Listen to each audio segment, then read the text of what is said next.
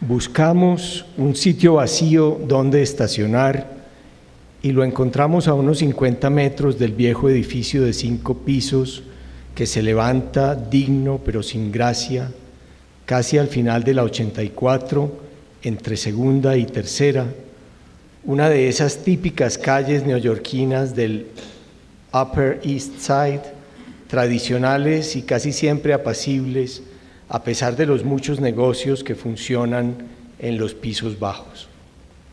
Del baúl del carro bajamos 2 maletas grandes, livianas porque están vacías. Antes de llegar al portón, y como impulsados por un mismo pensamiento, nos detenemos y miramos hacia arriba, como calculando los 4 pisos que debemos empezar a subir. Camila abre el portón y aparece en el hall, amplio y sombrío, uno de esos espacios donde cualquier mínimo ruido produce eco, y las escaleras de granito, las mismas que en el pasado agosto nos parecieron eternas cuando ella, Renata y yo subíamos y bajábamos, entusiastas y acesando, cargadas con toda clase de enseres. Ahora, en cambio, hay algo crispado en nuestro silencio, en la manera de ver, en la manera a la vez pausada e impaciente con que remontamos los escalones, contra los que tintinea el metal de las ruedas de las maletas. Pamela nos abre la puerta y nos saluda con abrazos apretados y esa bella sonrisa suya que ni siquiera puede ser opacada por la tristeza. Después de un breve intercambio de palabras, cruzamos la cocina y la salita y entramos lentamente a la habitación. Lo primero que registran mis ojos es la enorme ventana abierta y detrás la escalera de incendios que da a la calle. Examino todo brevemente de un vistazo: la cama tendida con pulcritud, el escritorio abarrotado de libros, los cuadernos apoderados de la mesa de noche, la chaqueta de cuadros colgada con cuidado en la silla.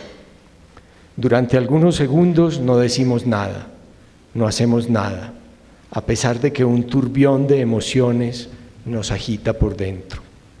Entonces Camila abre el closet y vemos los zapatos alineados, los suéteres y las camisetas puestos en orden. Es la habitación de alguien pulcro, riguroso, aseado. Confusos, intercambiamos frases cortas que quieren ser eficientes.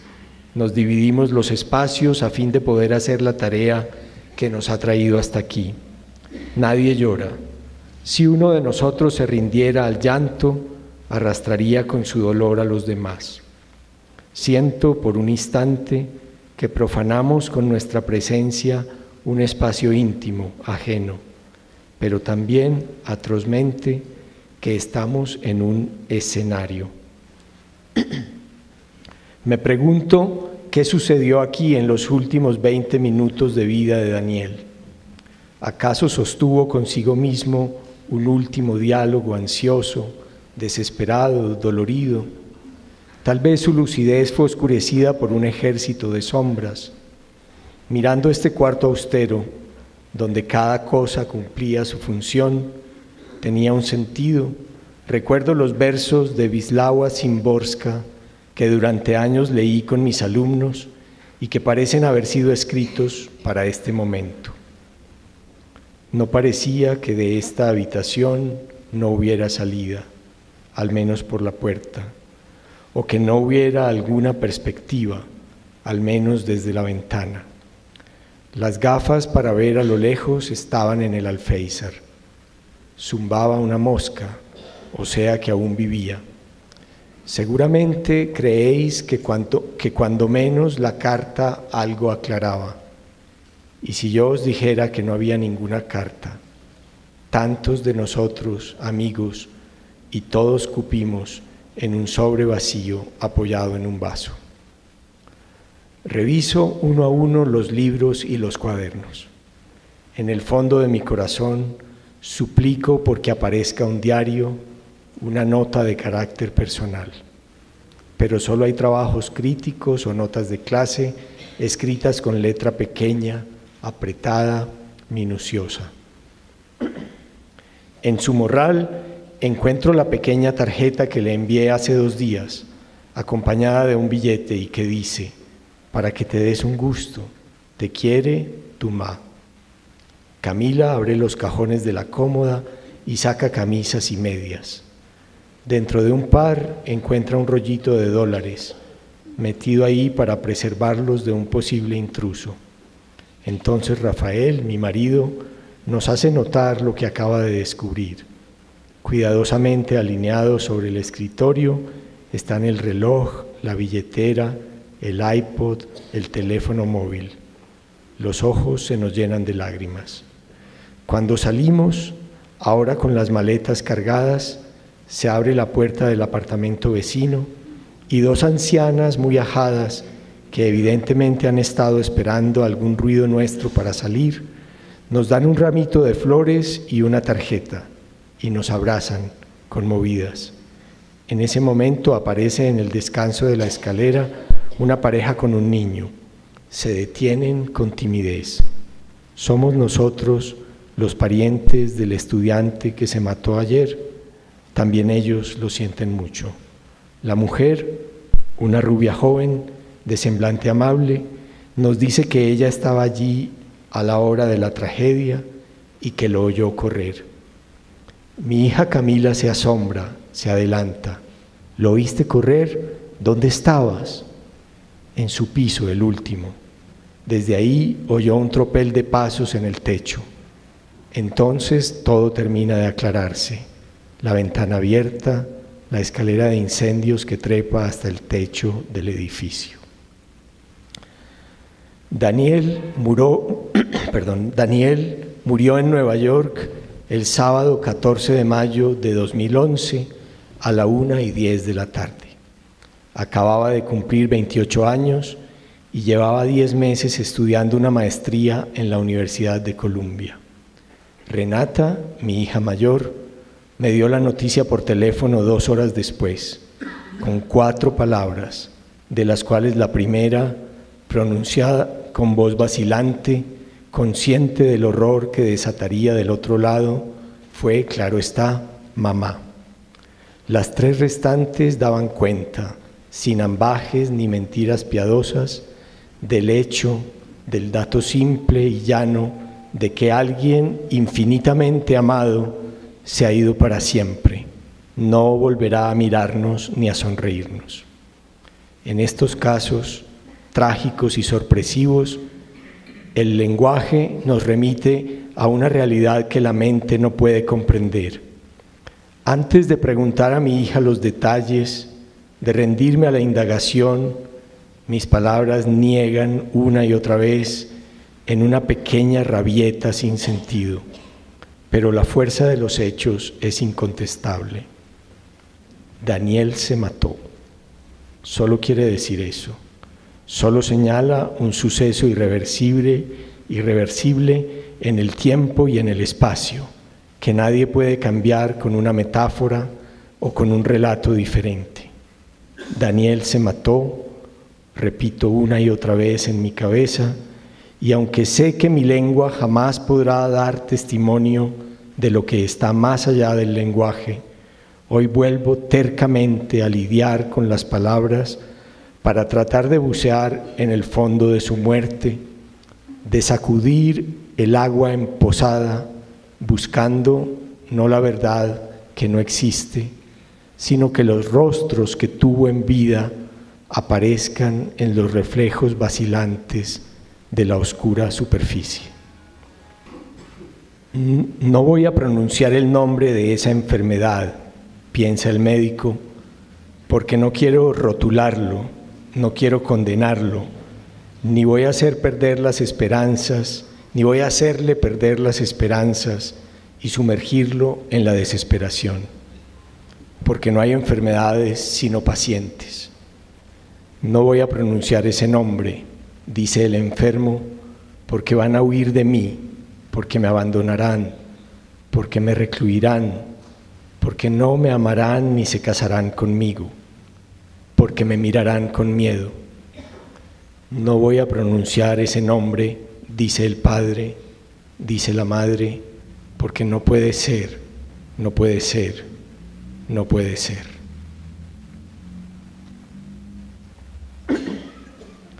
Daniel mejora rápidamente con los medicamentos psiquiátricos. Entonces pido una cita con un conocido psiquiatra de la ciudad, el doctor G. Durante años ha dirigido el departamento de psiquiatría de un hospital de renombre. Vengo, le digo, porque parece que mi hijo tuvo un episodio psicótico y porque quiero saber eso qué significa, cómo compromete su futuro, qué riesgos corre, si es, como dicen, un indicio de que tiene esquizofrenia. Le cuento cómo es Daniel. Le digo que tiene talento, que intelectualmente es brillante, que es introvertido, que se ve deprimido, que tiene rasgos paranoicos. El doctor G bosteza. Son las 2:30 de la tarde, tal vez esté cansado. Enseguida me escruta con la cara ladeada. ¿Qué quiere que le diga?, me pregunta. Hago un esfuerzo. Quiero que me explique qué puedo hacer por mi hijo, le digo. ¿Qué esperanzas puedo tener? ¿Cómo acompañarlo en su enfermedad? ¿Cómo salvarlo? Todos los casos son distintos, afirma. Nada de lo que él pueda decir va a servirme de veras. Yo insisto. ¿Hay acaso rasgos en común en los enfermos? ¿Cómo puedo prever una crisis? En ese momento suena su teléfono. Contesta. Por lo que dice, comprendo que habla con su mujer, que ella está en aprietos, que su automóvil se ha varado en alguna parte, que necesita un mecánico. Él la tranquiliza, le da un teléfono, instrucciones. Pide excusas, volvemos al tema. Pero ahora pareciera impaciente, como si no pudiera retomar el hilo. Un rato después, vuelve a sonar el teléfono. De nuevo es su mujer. El doctor G se impacienta, le habla con brusquedad. Cuando cuelga, mira el reloj. Parece que el tiempo de la consulta está a punto de terminarse. ¿Alguna cosa más? Daniel piensa irse de vacaciones con unos compañeros, le digo. Está medicado, se ve bastante bien, se ve normal, pero quiero saber si debo temer algo. ¿Cómo son esos compañeros?, pregunta. No sé, amigos, digo, muchachos de la universidad. Tenga cuidado, me dice, parándose para despedirse, porque ellos se juntan. Si el tema de los hijos surge y me lo preguntan, si todavía están en edad de procrear, yo casi siempre me atrevo a aconsejarles, tengan hijos. Es la experiencia más rara, más íntima, más intensa, más definitiva, más alegre y dolorosa de todas las que se puedan tener. Al que no tiene hijos, dijo una vez el novelista antioqueño Juan José Hoyos, se le queda un pedazo del corazón sin usar. Sí, ya sé que la frase puede sonar cursi, sobre todo a los que no han tenido hijos, pero quienes los tenemos sabemos que esa frase es verdad. Mis amigos que no han tenido hijos, en todo caso, aunque se han privado de la más grande dicha, al menos no han corrido el riesgo de sufrir el más hondo dolor. Cobardes, les digo, cobardes y sensatos al mismo tiempo. La cobardía, al fin y al cabo, no es otra cosa que un exceso de prudencia. Yo estoy aquí hoy presentando este libro no porque sea escritor, tampoco porque sea amigo de Piedad Bonet. Lo estoy presentando porque Piedad tuvo a su Daniel y yo tengo a mi Daniela, y sobre todo porque Piedad y yo hablamos varias veces de lo que sería absolutamente insoportable, perder a su Dani o a mi Dani. Piedad y yo sabíamos y sabemos que sería 1000 veces preferible morir nosotros a que murieran nuestros hijos, que si hubiera un Dios que nos permitiera escoger entre él o tú, entre ella o yo, nosotros no dudaríamos un segundo en responder yo. Prefiero morirme yo a que mi hija se muera, a que mi hijo se mate. Pero no, los dioses no aceptan esos negocios, esos cambalaches, esos sacrificios. Y pasó esto que no sabemos si podría no haber pasado, pasó esto que no se puede negar, pasó esto que ya será para siempre, y que Piedad Bonet, usando las 3 palabras secas y precisas de su hija que acabo de leerles, nos cuenta en su libro: Daniel se mató. Sí, eso pasó. Daniel se mató. De los poetas uno se espera la verdad, y Piedad Bonet es ante todo una poeta y gran poeta. Por eso su libro, sin hacerle honor a su nombre, es despiadadamente cierto, despiadadamente verdadero y por esto mismo despiadadamente valiente. Yo quiero comenzar dando las gracias, en primer lugar, a Héctor, a quien le encomendamos esa tarea. Se la encomendé yo, se la encomendó la editorial, en modo alguno aleatoriamente. Héctor y yo tenemos una larga amistad.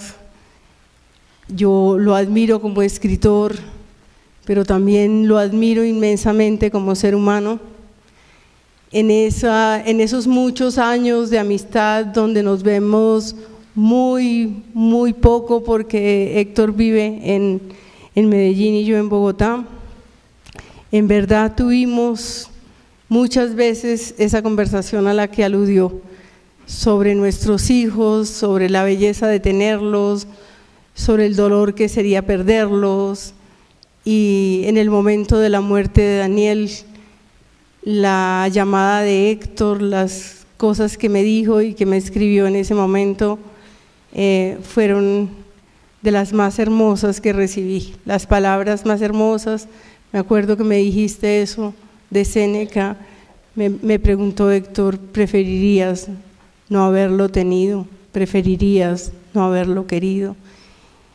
Y yo le estoy enormemente agradecido por eso, por su libro El olvido que seremos, que es también algo que nos une. Estamos unidos por un duelo profundo. Entonces, ahora que lo oigo, después de esa hermosísima presentación del libro, hecha con el corazón, con el cerebro también, pero sobre todo con el corazón, pues al primero que le tengo que dar las gracias inmensas es a ti, Héctor. Quiero darles también las gracias al equipo de Alfaguara, a Pilar Reyes, nuestra editora en España, que es también mi amiga, a Andrea López, que fue la persona con la que decidí sacar este libro a la luz, que ya no está con nosotros aquí en Colombia, a Jimena Godoy, nuestra actual directora en Alfaguara, a Santiago Mosquera, que hizo esa hermosísima carátula que está hecha con 2 obras de Daniel. La del fondo es una obra abstracta y uno de sus autorretratos. A Andrés Sarmiento, que nos ha ayudado con la labor de prensa, a Silvia Salamanca, que siempre nos ayuda a que ustedes tengan el libro en sus manos, y especialmente a Carolina López, con la que trabajamos hombro a hombro en la corrección de este libro. Ella lo hizo con gran pasión, con gran amor, con gran solidaridad, con un fondo de amistad que hizo que ese trabajo fuera no solamente muy bien hecho, porque creo que fue un trabajo muy profesional el que ella hizo, sino un trabajo muy amoroso en esas últimas etapas de la construcción del libro. Quiero darle las gracias a Federico Díaz Granados por haber puesto a nuestra disposición este espacio, a a mis amigos y amigas que me han rodeado durante estos 2 años y me han hecho la vida más llevadera, a los periodistas que se han ocupado del tema con un gran respeto, un tema que no es fácil de sacar a la luz. No fue fácil escribir este libro, no fue fácil decidir hacerlo, es muy difícil también publicarlo y es muy difícil enfrentarse a la presentación, y yo creo que los periodistas que se han ocupado de él lo han hecho con mucho respeto y mucho cariño. Quiero dar las gracias especialmente a la revista Arcadia, que hizo esa presentación tan bonita, a Giuseppe, a Consuelo Gaitán. Hoy están haciendo la filmación del evento. Quiero darle las gracias a ustedes que me están acompañando hoy, y quiero darle las gracias a Rafael, mi marido, y a Renata y a Camila, mis hijas, que me acompañaron solidariamente mientras yo escribía este libro, que nunca me dijeron que no debía escribirlo, que se tomaron el trabajo de leerlo a pesar del miedo que esto les ocasionaba y del inmenso dolor que de alguna manera significa volver sobre estos hechos. Ellos fueron siempre solidarios conmigo, y ese hecho hace que yo lo saque a la luz de manera mucho más tranquila.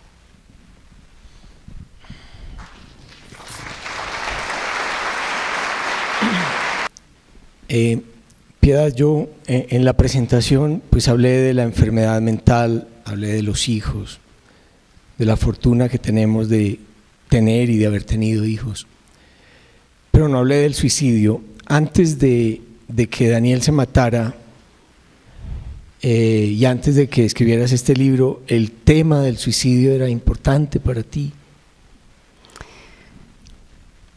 Yo me acuerdo que desde que yo era una adolescente tenía una especial sensibilidad por el suicidio.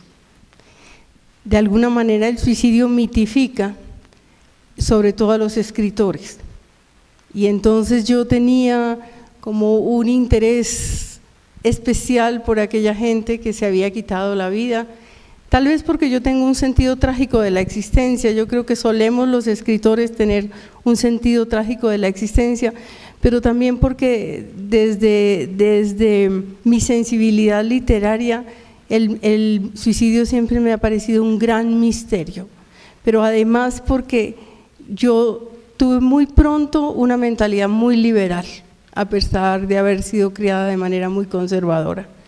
Y entonces muy rápidamente, así como rompí con muchos de los esquemas en los que había sido criada, rápidamente tuve la idea de que el suicidio es un derecho fundamental que tenemos, que no debemos silenciar el suicidio, que me parece que es un acto legítimo, respetable, por supuesto no deseable, por supuesto que tenemos que luchar para ayudar a la gente a que no tenga ese fin, pero que si la gente decide es una decisión que hay que respetar. Eso lo pensé siempre así. Ahora, no tenía un especial interés por el suicidio desde el punto de vista literario, a pesar de que en mi segunda novela el personaje se suicida, ¿sí? Ahora, una vez comenzó la enfermedad de Daniel y yo supe que esa era una opción posible, yo me interesé por eso, pero desde el punto de vista humano, no desde el punto de vista literario, porque sería una aberración, ¿sí?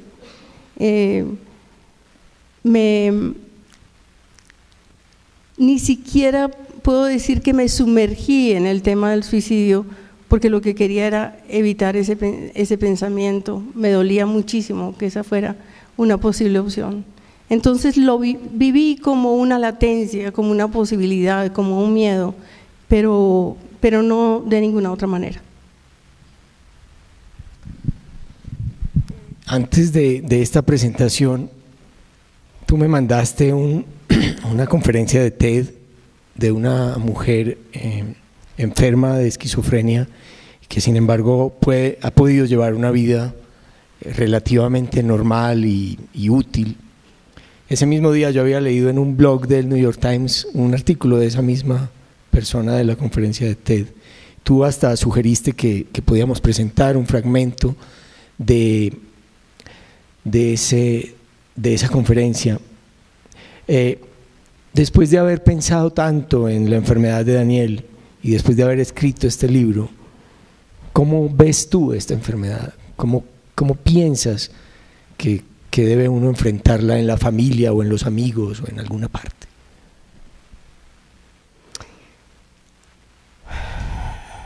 Después de haber recibido también de parte de los psiquiatras y de los expertos, a veces buenas experiencias, a veces experiencias terribles como la tercera lectura que hice. Sí. Creo, Daniel pasó por varias manos y tuvimos que padecer varias equivocaciones, lo que me hace pensar que la enfermedad mental grave, como la esquizofrenia, es una enfermedad que es conocida a media por los mismos terapeutas. La psiquiatría, por supuesto, no, la psiquiatría conoce muy bien lo que es la esquizofrenia, ¿sí? Los psicólogos a veces creen saber qué es la esquizofrenia, pero no lo saben, esa fue mi constatación. Pero también hay que decir que la esquizofrenia es una enfermedad muy extraña y que tiene muchos matices. Y es una enfermedad que siempre sorprende y siempre agobia y no acabamos de comprender jamás. Pero tengo que decir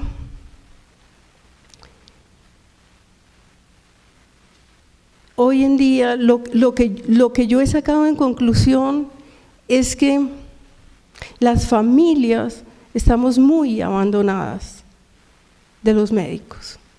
El médico se ocupa del paciente y la familia está navegando siempre en un mar de incertidumbre. Esa es mi experiencia después de 8 años largos, o de 9 o 10, de haber lidiado con eso. Entonces, él estuvo en cierto momento en unas manos excelentes que le permitieron 4 años de vida verdaderamente normal, digamos, ¿no? A pesar de sus fantasmas. Y en esos 10 años tuvo una vida relativamente, digamos, eficaz. Hizo su carrera de arte en la Universidad de los Andes, hizo su especialización en arquitectura, fue maestro en un colegio y lo hizo muy bien, maestro de niños, maestro de arte, lo querían mucho. El día que yo fui a ese colegio, él todavía no se había matado, unos meses antes. Y yo les dije, estoy muy contenta de estar aquí, porque mi hijo fue profesor en este colegio. Yo fui como escritora, pero no como la mamá de Daniel. Y los muchachos que estaban ahí, que eran de 10º y 11, me preguntaron que ¿cómo se llama tu hijo? Me gritaron. Yo le dije, mi hijo se llama Daniel Segura. Y todos irrumpieron en un aplauso tremendo. Y a mí me dio una emoción tremenda. Él ya estaba en los Estados Unidos. Yo le dije, lindo, fui a tu colegio, y todo el mundo aplaudió cuando oyó tu nombre. Y él me dijo, ay mamá, qué boleta. En el libro pones qué oso. Qué oso, mamá, qué oso. Entonces él tuvo una vida muy feliz en muchos momentos, gracias a los médicos, pero gracias a ese médico, que ojalá esté aquí, yo no lo he visto, pero lo invité, porque ese médico nos hizo la vida mucho mejor. Un ser muy serio, muy lacónico, y sin embargo yo le tengo un enorme agradecimiento. Pero pero la psiquiatría es muy ortodoxa. Después de que Daniel murió, yo me encontré con unos libros que nunca nadie me había dado, porque de pronto me empezaron a llegar esos libros a través de amigos, y me di cuenta de que hay sociedades donde eso está mucho más activada la terapia familiar, y los padres pueden preguntar más, y el grupo se puede unir más.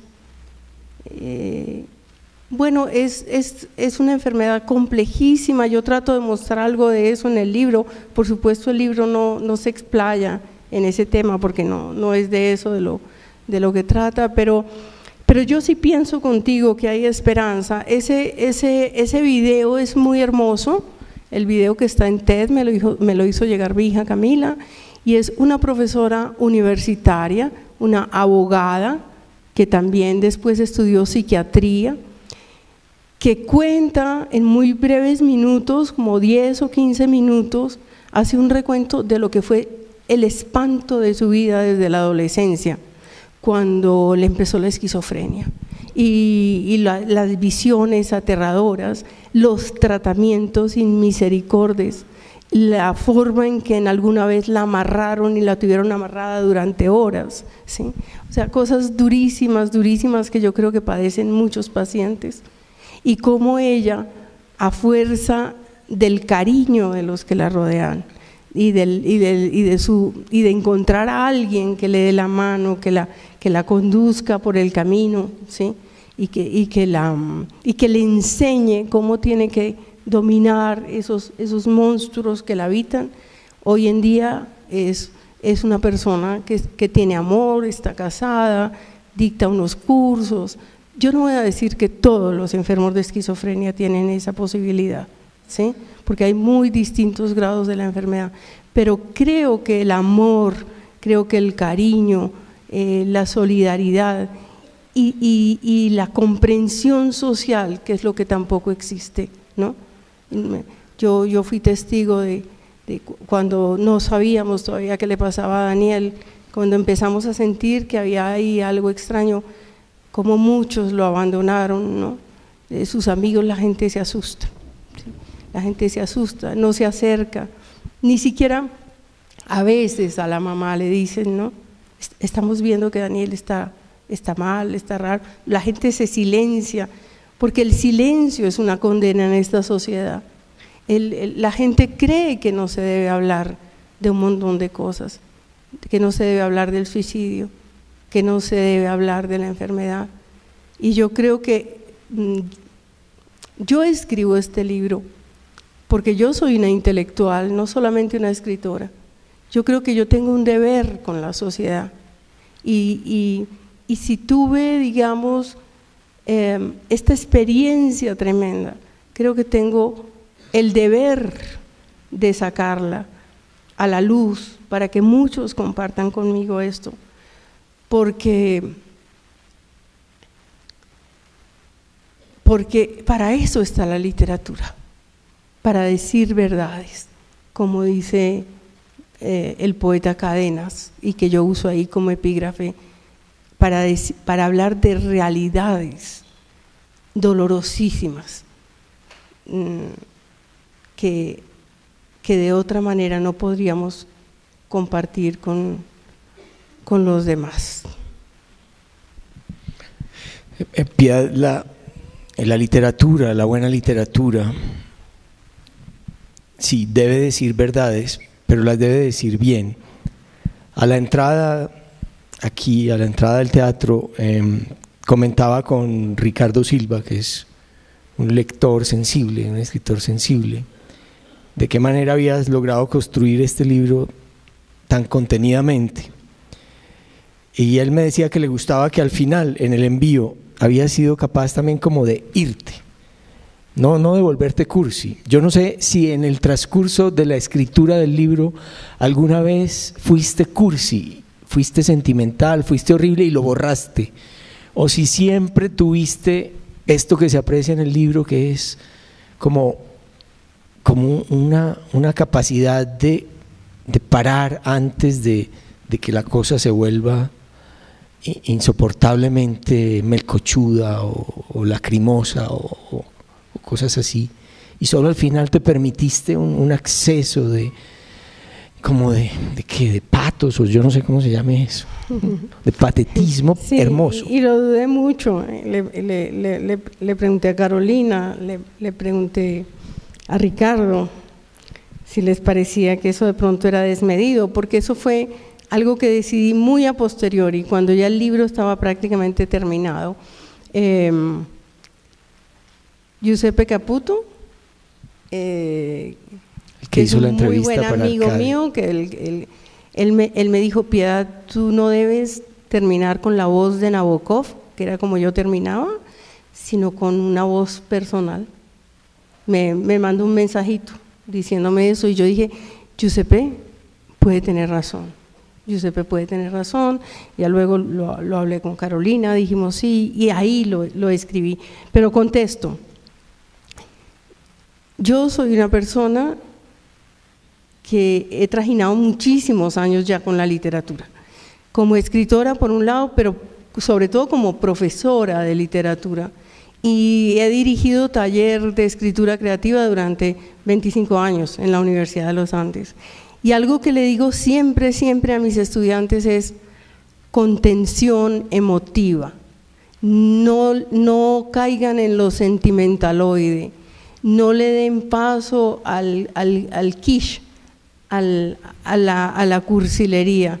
La peor literatura es la literatura cursi. Hay que tener las riendas del sentimiento, pero ser capaz de expresarlo, pero sin pasar un límite. Y entonces yo tenía clarísimo eso cuando empecé a escribir, ¿sí? De pronto yo me comunicaba, claro, porque escribir este libro era comunicarme con Daniel y era comunicarme conmigo misma. Y entonces a veces le ponía, por ejemplo, lindo, porque yo le decía así: oye, lindo, ¿no? O oye, mi amor, ¿sí?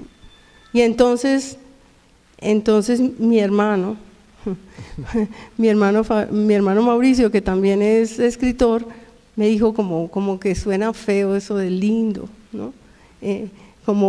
Claro, de pronto suena un poquito cursi, y entonces yo corté algunas de estas cosas, pero fue lo único. De resto y en el envío ya que decidí hablarle a Daniel, pues también consulté, y Ricardo me dijo: no, está perfecto, eso es así debe terminar, con una cuestión emotiva. Y yo dije también, es la única vez en que le hablo directamente a Daniel, y yo creo que me podía permitir eso, que además es una licencia poética, porque yo no creo que Daniel me esté oyendo en ninguna parte.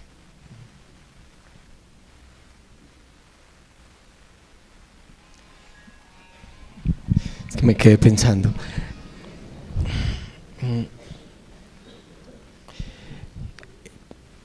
Pero algo más, Piedad, y es que fuiste capaz de escribirlo en caliente. Es decir, no esperaste, como muchas veces aconsejan también los escritores o los tratadistas, a no escribir cuando uno está enamorado, sino con el recuerdo del amor, a no escribir cuando uno siente el dolor más intensamente, sino con el recuerdo del dolor o con la cicatriz. ¿Cómo fuiste capaz de hacerlo en caliente? Bueno, resulta que yo he creído siempre de eso que dice. Juan Manuel Roca siempre cita, creo que es a Cardenal o no sé qué escritor de estos, un poeta que decía: si estás enamorado, vete a tu casa y escribe un poema político. Juan Manuel lo dice para ilustrar que no se debe escribir en caliente. Yo siempre he escrito a instancia de las emociones, y creo que lo he podido hacer relativamente bien, porque además uno escribe y lo deja ahí. Y el libro de Daniel tuvo por lo menos 5 o 6 reescrituras, ¿no? Entonces, yo lo dejé muchas veces hasta 2 meses sin mirar, y ahí uno recupera el sentido crítico. Entonces, yo no le tengo miedo a eso, por el contrario. En mi poesía me parece que es muy importante la pulsión del sentimiento. Tal vez porque el sentimiento también lo puedo refrenar, porque no pienso que yo sea persona de sentimientos irrefrenables, ¿sí?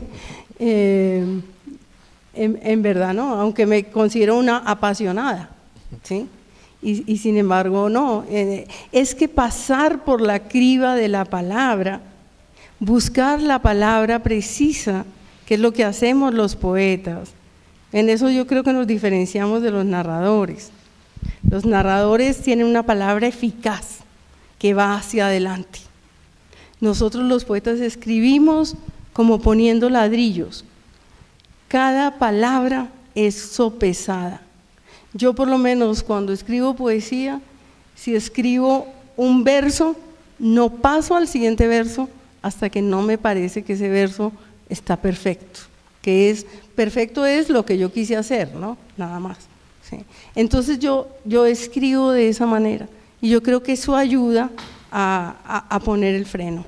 Y pero este libro entonces lo escribiste más con la técnica que dominas de la poesía que con la de la prosa.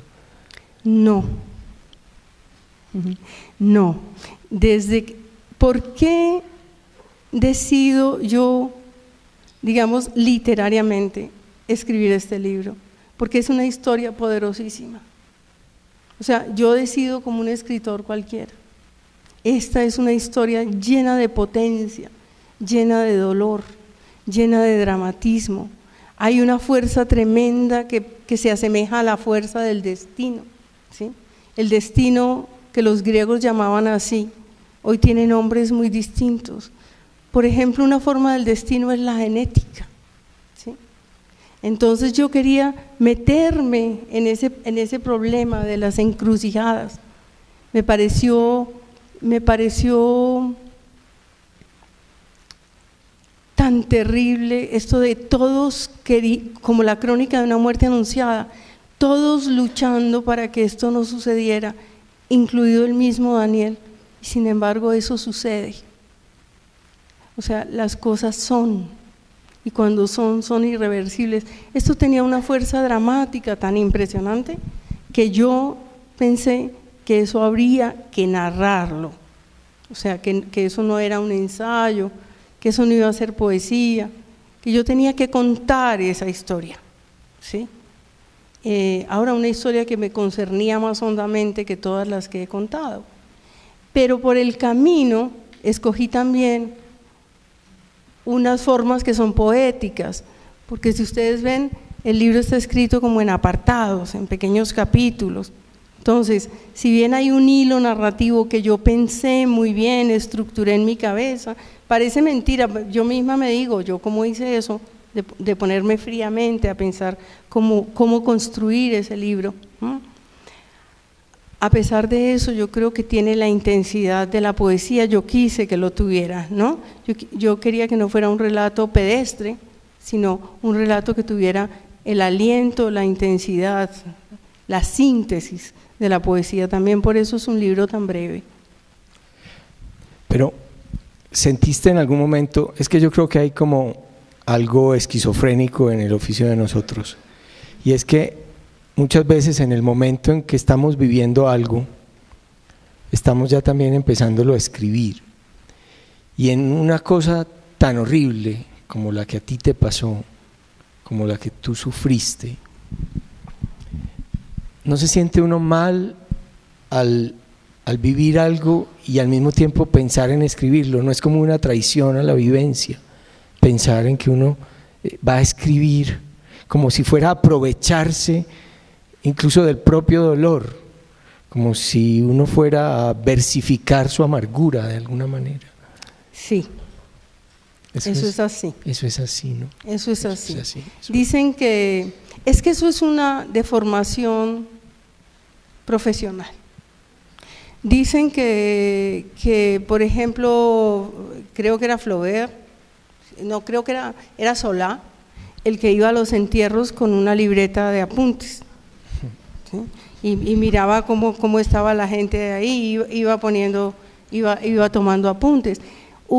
Dicen que un narrador es siempre un saqueador, que uno está en una conversación y de alguna manera está mirando la gestualidad y robándose cosas, como tomando apuntes mentales. Yo, mientras Daniel estuvo vivo, tuve la idea de escribir una novela sobre la enfermedad mental, o sea, con un personaje que tenía que ver con la enfermedad mental, porque además yo empecé a leer literatura que tenía que ver con la enfermedad mental, y me parecía muy importante como trabajar ese mundo de la frontera, ¿sí? Entre la realidad y la irrealidad. Y comencé a escribir una novela con un personaje que no tenía nada que ver con Daniel, y me sentí mal. Y cuando llevaba 50 o 60 páginas paré y dije, no quiero escribir mientras Daniel esté vivo de algo que él relacione con su propia vida. Ahí paré, ¿sí? Sin embargo, por ejemplo, cuando yo estuve en Brasil, que es uno de los episodios más importantes del libro y más doloroso y más terrible, yo siempre cargo en mis viajes con unas libretas de apuntes, y yo empecé a ver lo que a él le pasaba y yo empecé a escribir, no para la literatura, por supuesto que no, sino para yo después poder hacer un balance, poder hablar con sus médicos, ¿sí? Y apunté todo lo que él me decía, todo. Por la noche yo me sentaba y apuntaba todo lo que él me decía, para yo luego poder comprender qué era lo que estaba pasando ahí. Entonces yo acumulé, digamos, ese material, ¿sí? Y luego pues lo que hice fue un ejercicio de memoria, cuando ya decidí escribir sobre eso. Y bueno, voy a contestar más abiertamente. Por supuesto que me asaltó el miedo de ser malinterpretada, ¿sí? Y sé que lo seré, que habrá gente que alguien me preguntó por ahí, porque me han hecho preguntas violentas, ¿sí? Un periodista me preguntó, ¿por qué tan rápido? Es una cosa que no tiene contestación, porque cada uno escribe a instancias de su necesidad. Y otra persona me preguntó, ¿y para qué? Y está bien, una persona amiga me dijo, ok, listo, yo entiendo que usted necesitara escribirlo, pero ¿para qué publicarlo? ¿Sí? Y yo digo, porque un escritor escribe siempre para los otros. Y cuando yo estaba escribiendo ese libro, yo no estaba escribiendo un desahogo curativo, aunque sabía de la función terapéutica de lo que estaba haciendo, ¿no? Y mi terapeuta, que es Leonidas, que está por acá, me explicó muy bien que el proceso que yo estaba haciendo era muy sanador, porque es lo mismo que se recomienda a la gente con estrés postraumático, que vuelva y narre una y otra vez las mismas cosas, y que eso va sanando las heridas, porque la palabra tiene la capacidad de distanciar. Entonces yo sabía que yo de alguna manera me estaba sanando un poco, porque uno no se sana del todo, pero yo sabía también que estaba escribiendo para otros, lo cual también a su manera es sanador, porque es en el hecho de compartir hay una cosa salvadora. Yo creo que esa es la función de lo que hacemos literatura. Es que muchos piensan que los que se contienen sienten menos o sienten poco. Yo sé, porque te vi, porque te oí, la tristeza en la que te hundiste, la pena que tuviste y que tendrás siempre. Pero eso que acabas de decir puede interpretarse como que estás menos triste después de haber escrito este libro, ¿o no? Sí, estoy menos triste. Yo creo que estuve menos triste Una vez recopilé toda la obra de Daniel, que fue una tarea de meses. Hice la exposición en la Universidad de los Andes de su obra para conmemorar el primer año de su aniversario. Entonces yo supe que yo estaba haciendo algo por él, que estaba recuperando, y eso ya me sanó mucho, ¿sí? Y luego escribir este libro no quiere decir que no tenga accesos tremendos de tristeza, pero también yo creo que estoy mucho menos triste que si hubiera sofocado mi dolor, por una razón muy sencilla, y es que algunas personas necesitamos de las palabras para descansar. Yo creo que hay gente que no necesita verbalizar nada para elaborar sus duelos, pero yo creo que los escritores tenemos una gran necesidad de la palabra. Yo siempre he tenido necesidad de la palabra hablada, por lo cual fui censurada muchísimo cuando era una adolescente, y afortunadamente creo que reconvertí eso en escritura, ¿no? Entonces ya es menos vergonzoso que yo sea, como digamos, parlanchina por naturaleza.